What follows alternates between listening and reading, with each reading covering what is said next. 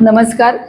केशव स्मृती प्रतिष्ठान गेल्या 23 वर्षापासून आपण केशव स्मृती प्रतिष्ठानच्या ललित कला संवर्धिनीच्या माध्यमातून भुलाबाई महोत्सव हा घेत आहोत.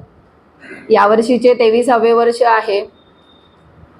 डॉक्टर अविनाश आचार्य यांनी सुरू केलेला हा 5 संघांपासूनचा जो महोत्सव आहे तो आता 50 संघांपर्यंत येऊन पोहोचलेला आहे.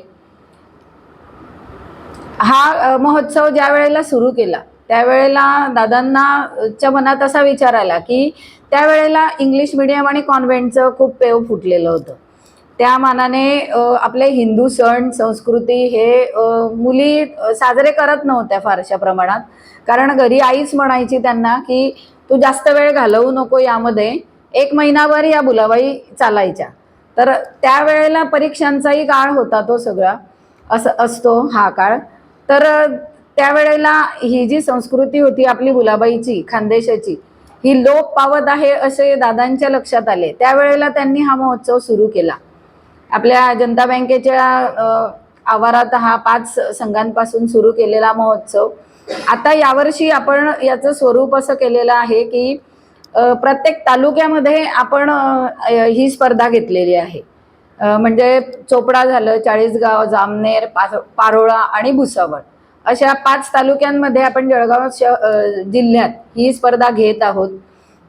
त्या ठिकाणच्या ज्या काही संस्था आहेत अशा त्यांच्याशी आपण संयुक्त विद्यमाने हा भुलाबाई महोत्सव घेत आहोत. तिथेही अत्यंत उत्तम प्रतिसाद आपल्याला मिळालेला आहे. चोपड्याला 28 एंट्री पहिल्याच वर्षी आलेल्या, चाळीसगावला अजून हाईट झाली, चाळीसगावला 39 एंट्री या भुलाबाई महोत्सवात आल्या आपल्याकडे.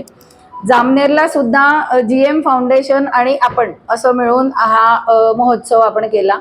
तिथेही 30च्या वर एंट्री आल्या. हे याचं द्योतक आहे की परत आपला कल आता आपल्या हिंदू संस्कृतीकडे वळत चाललाय मुलींचा आणि महिलांचा दोघांचाही. तर खानदेशाच्या ज्या परंपरा आहेत त्यामध्ये कानबाईचे रोट येतात, नागपंचमीचा सण येतो, श्रावणी सोमवार येतो, असे वेगवेगळे सणवार जे येतात श्रावण आणि भाद्रपद महिन्यात. यावेळेला आपण थोडासा वेगळा प्रयत्न केलेला आहे की छोट्या आणि मोठ्या गटामध्ये भुलाबाईची गाणे त्यावर आधारित नृत्याचं सादरीकरण आणि खुल्या गटामध्ये आपण श्रावण भाद्रपद महिन्यातले सण त्यावर आधारित नृत्याचं सादरीकरण. यामध्ये मी तुम्हाला आता जे सण सांगितले ते सगळे कानबाईच्या रोट पासून ते पोळा असेल, श्रावणी सोमवार असेल, श्रीकृष्ण जन्माष्टमी असेल, असे वेगवेगळे नृत्याचे सादरीकरण वेगवेगळ्या तालुक्यांमध्ये झालेले आहेत. तर आता हा आपला 29 सप्टेंबरला भुलाबाई महोत्सव जो आहे तो आपल्याकडे जळगावात साजरा होतोय.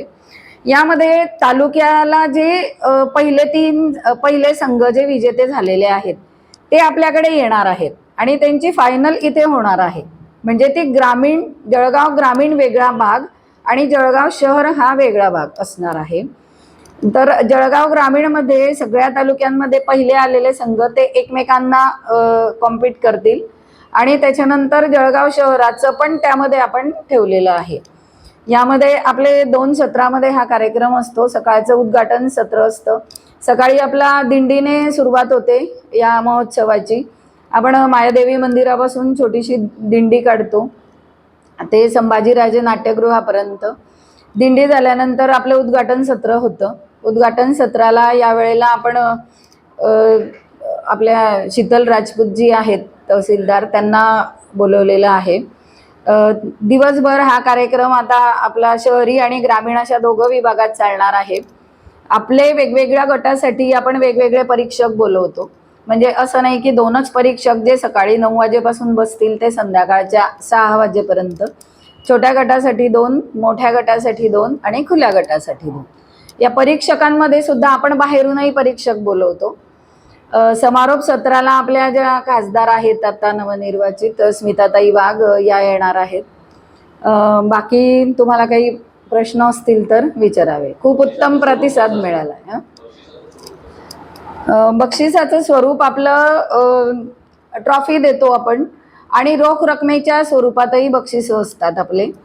5,000, 3,000 आणि 2,000 आणि त्याच्यानंतर उत्तेजनार्थ 1,000, 1,000चे उत्तेजनार्थ 2.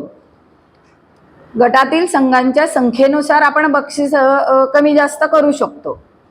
कारण अगदीच जर 7-8 संघ आले तर आपण इतके 5 बक्षिसं नाही देत, मग ती काही स्पर्धा नाही होत. त्यामध्ये मग आपण 2 किंवा 3 बक्षिसं काढतो. आतापर्यंत जळगाव शहरात 30च्या वर झालेले आहेत आणि काही काही ऐन वेळेवरही येतात एंट्रीज. म्हणजे 35-40 पर्यंत आपण होऊन जातो आपला महोत्सव.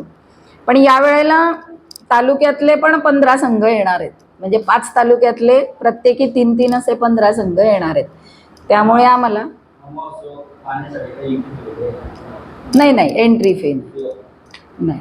सगळ्या विद्यार्थिनी आणि महिला, पुरुषही असतात.